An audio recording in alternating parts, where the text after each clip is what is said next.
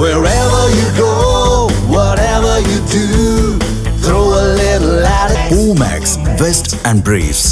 மேஷராசிக்காரர்களுக்கு 2026 குரு பெயர்ச்சி எப்படி இருக்கும்? 4ஆம் இடத்துல இருக்கார். 12ஆம் இடத்துல சனியும் செவ்வாயும். அந்த சனியும் செவ்வாயும் இவர் 9ஆம் பார்வையாக பார்க்க போகிறார்.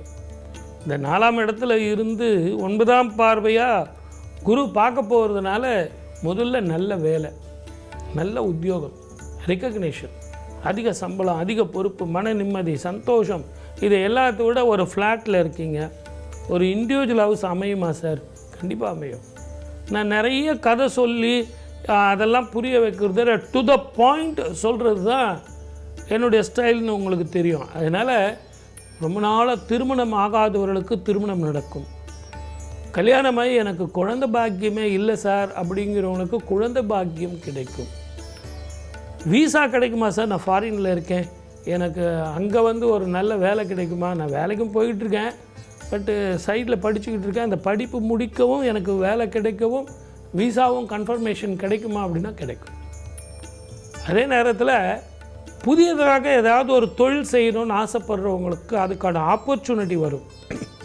அதுக்கான லோனு, பேங்க் லோனு, இல்லை யாராவது கைமாத்தா பணம் கொடுப்பாங்க, ரொம்ப என்கரேஜ்மெண்ட்டாக இருக்கும்.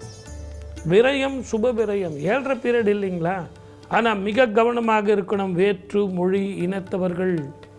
அதே நேரத்தில் 12ஆம் இடத்துல இருக்கக்கூடிய சனியும் செவ்வாயும் பயணத்தில் மிக கவனமாக இருக்கணும். இரவு பயணத்தை தவிர்ப்பது ரொம்ப ரொம்ப நல்லது.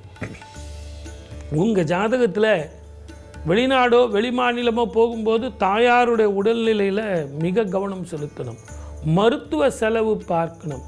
அதே மாதிரி திருமணத்தில் இது நாள் வரைக்கும் செவ்வாதோஷம், நாகதோஷம், பித்ருதோஷம், எவ்வளோ பிரச்சனை இல்லைங்களா? ஜோதிடர் எதோ சொல்கிறாங்க, அது ஆணாக இருக்கட்டும் பெண்ணாக இருக்கட்டும், இந்த வருடம் உங்களுக்கு ஜோதிட ரீதியாக உங்களுக்கு குரு பலன் இருக்குது.